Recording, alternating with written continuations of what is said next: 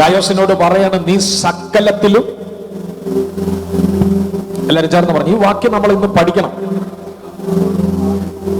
ഈ വാക്യം ഇന്ന് എന്ത് ചെയ്യണം?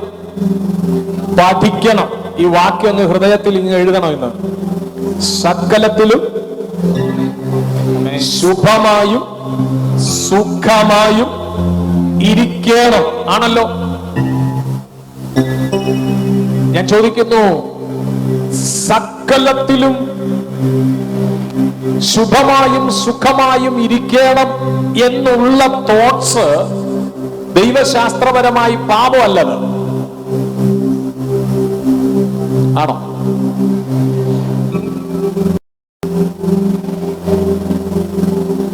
അയ്യോ, അങ്ങനെ പ്രാർത്ഥിക്കരുത്. ഇതൊക്കെ ഈ ഭൂമിയിൽ ജീവിക്കുന്നിടത്തോളം വിശ്വാസികൾക്ക് ഇതെല്ലാം ഉണ്ടാകും.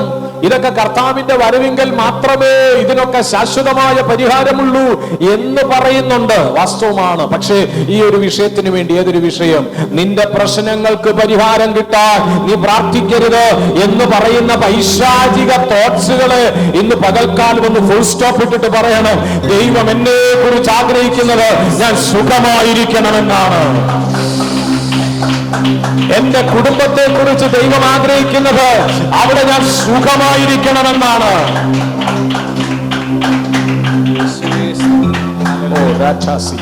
നോക്കണം, ശ്രദ്ധിച്ചാട്ടെ, ഇതിനർത്ഥം എന്താ? എന്നിട്ട് ഞാൻ ഈ വിഷയം ഒന്ന് വിഭാഗിച്ചു തരാം. ഈ വചനത്തെ ഒന്ന് നെഞ്ചോട് ചേർത്ത് വെച്ച് നമുക്ക് പറയാൻ കഴിഞ്ഞാൽ ഈ വചനത്തിന്റെ അർത്ഥം എന്താണ്? ഇവിടെ നിങ്ങളാകുന്ന ഒരു വിശ്വാസി, ഇദ്ദേഹം ഒന്ന് എഴുന്നേറ്റ് നിൽക്കാം. ഇദ്ദേഹം നമ്മുടെ വിശ്വാസിയാണ്.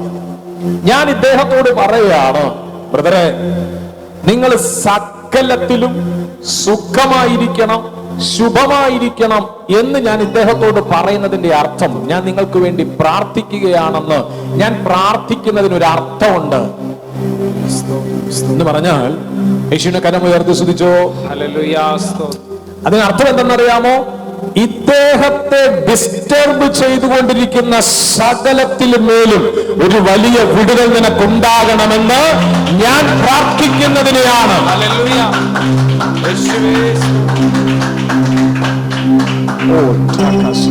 ഇന്ന് പകൽ ഈ വചനത്തെ നിങ്ങൾ നെഞ്ചോട് ചേർത്ത് വെച്ച് പറയണം, എന്നെ ഡിസ്റ്റർബ് ചെയ്യുന്ന ചിലത് ഇന്ന് പകൽ അതിന്റെ മേലൊരു വിജയം തരാൻ ദൈവം ആഗ്രഹിക്കുന്നുണ്ട്.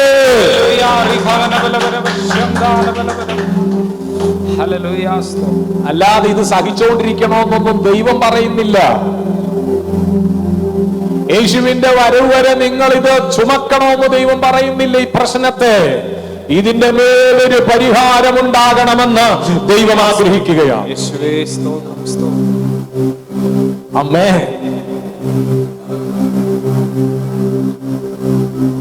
ദൈവം ആഗ്രഹിക്കുകയാണ്.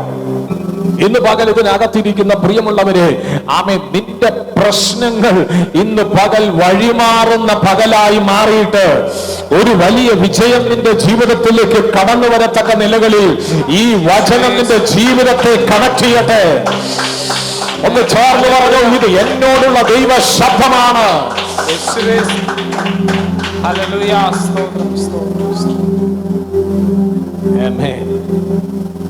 അല്ലാതെ ഇത് സഹിക്കണമെന്നൊന്നും പറയുന്നില്ല, അല്ലേ? എല്ലാരും പറ, സകലത്തിലും